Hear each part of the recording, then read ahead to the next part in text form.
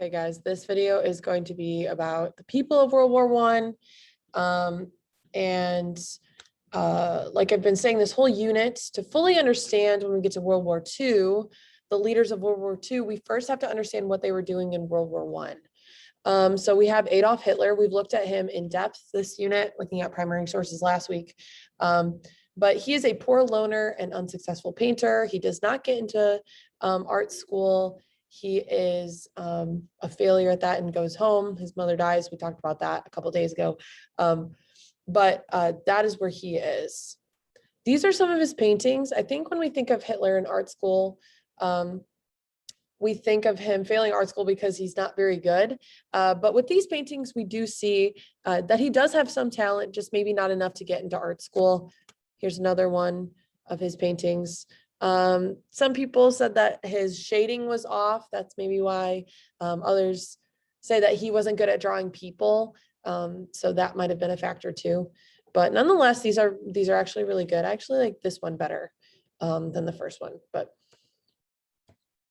so Hitler joins the army for two really main reasons: direction, having direction in his life, and having a purpose. He's not alone. 1.5 million other Germans join the army as well. He works as a messenger during World War I, which is pretty dangerous because he's moving back and forth through the trenches and has more of a risk of getting hurt, getting injured. But what he does get to do is see different parts of the war. He's not just sitting in a trench shooting at the target. He is moving around, hearing messages, delivering messages, and seeing different parts of the war, which is pretty cool. Interesting fact, a British private by the name of Henry Tandy actually has Hitler in his sights ready to shoot while Germans are retreating, but he ends up not pulling the trigger. And you may be thinking, oh my gosh, it could have changed everything. Why didn't he pull the trigger? Well, at this point, Hitler doesn't have like a sign on his head that says, shoot me, I'm going to kill millions of people in the future. He's just another soldier to Tandy. So, you know, whatever was running through his mind, war is very traumatic. Killing someone, shooting someone is very traumatic. So for whatever reason, he does not pull the trigger, but just an interesting, you know, domino, I guess, that could have really affected Hitler's life, so much so that it could have ended it. So here's an image that is pretty well disputed among scholars. They think that it's, some people think that it's Photoshop, some people think that it's real. It's supposed to be Hitler celebrating the outbreak of World War I in Munich, Germany. And whether it's real or not, he was there to celebrate the outbreak of World War I. And it's a cool image. Winston Churchill, this dude is the head of the British Navy during World War I. He comes from a pretty wealthy and prestigious family. For all of the leaders in this video, in this slideshow, I've tried to pick photos of them that that portray them when they were younger versus how we know them in World War II. So you see in that photo of him as a young man, he has all his military uniform on, his garb on, and his sword, just kind of showing how rich and wealthy his family was. They sent him to military school from the beginning. So that's kind of where he starts to get involved in the military. Head of the British Navy, he ends up coming up with this plan to send ships through Gallipoli to resupply the Russians. It's a major failure. 56,000 allies died, 200,000 are injured or missing, and no ground is made up. And it just is really, really embarrassing for him. And he, because of this, gets knocked down to being kicked out. He gets kicked out of his position in the Navy. So he, oh my gosh. So he starts, everybody's looking at him like this, like, bro, that was embarrassing. But he later volunteers to be in the trenches and is eventually promoted, moves up the ranks, earns his way up to lead the men into battle. This is him if you can see my mouse right here, in the middle there of the photo. So it's just kind of a cool story of how he was kicked out of his job and then has to earn his way back up. So kind of the small events of Churchill's life that could have altered history: being rich, not failing at Gallipoli, you know, some dominoes, just to be thinking about that same theme of dominoes of life and where they fall. And if you were to take a couple out, how would it end up? Benito Mussolini. He is a sniper during the war. And what's interesting about him is before the war, he is a journalist and very active anti-war activist, meaning he does not support the war. But upon joining the military and becoming a sniper, he changes his position on the war. And this really introduces this idea of nationalism, meaning loyalty, devotion to one's own nation. Remember, we talked about nationalism. It's often toxic, very blind motivation. So when he changes his position, he becomes really, really motivated to make Italy a world power. So that is kind of where he's at during the war.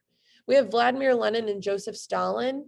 Lenin is sent to exile in Switzerland, but Germany ends up giving him millions of dollars to start a revolution in Russia and overthrow the Tsar. The Tsar is the Emperor of Russia.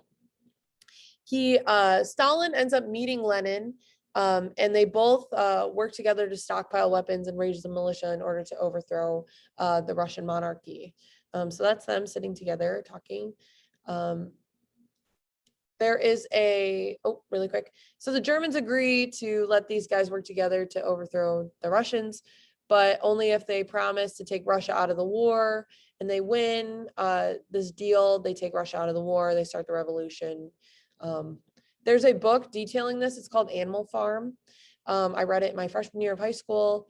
It basically takes this whole situation and puts it out exactly, but the characters, the people like Vladimir Lenin and Joseph Stalin are represented by farm animals, specifically pigs.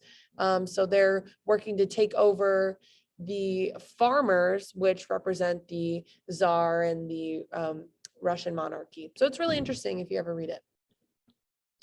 George S. Patton. He is searching for innovation in battle tactics.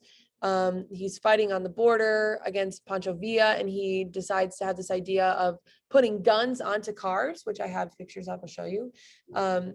It's a new way to wage war. Very, very interesting stuff, which leads to the new innovation of the tank. So from these guns on cars, it evolves into tanks. The first tanks are easy to get stuck, and they're not very good. They run out of gas pretty quickly. We see that picture of the guns on the car and how it just evolves into tanks. But what's really cool about Patton is that during the first major attack, he sneaks out at night through no man's land to find a path so that the tanks won't get stuck.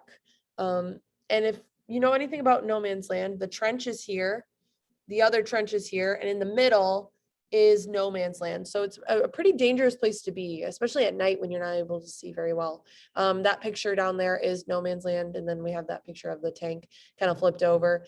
So he went out to try and prevent that from happening. So no man's land, I showed this picture to my dad, the grassy one, and his first thought was, oh my gosh, that would be really hard to mow. That's true. Hashtag just dad things, I guess. That's the first thing he thinks of. But you just see how hard it would be to navigate that, especially if you're driving one of those tanks that aren't very stable. That other picture is a picture of what no man's land looked like at the time.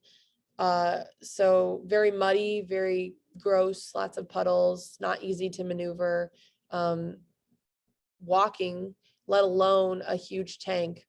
So that's just kind of the things that they were facing. Macarthur, he comes from a really long line of military men. His dad is a Congressional Medal of Honor winner in the Civil War, so he's got a legacy to keep up. He's really, really good at leading men through no man's land, which is really hard to do, as we saw in those other photos. Very hard place to navigate, but he's able to do it with swagger. He meets Patton on the battlefield for the first time, which is cool because both of these men will be instrumental in World War II. So they meet during World War I, which is kind of cool. And then we have FDR. He is working in the Navy. At the time, he's not president, but he ends up asking President Wilson to expand funding to the Navy in preparation for war. So that is what FDR is up to. All right, in the next video, we are going to talk about the war continuing, and I guess we'll see you in the next one.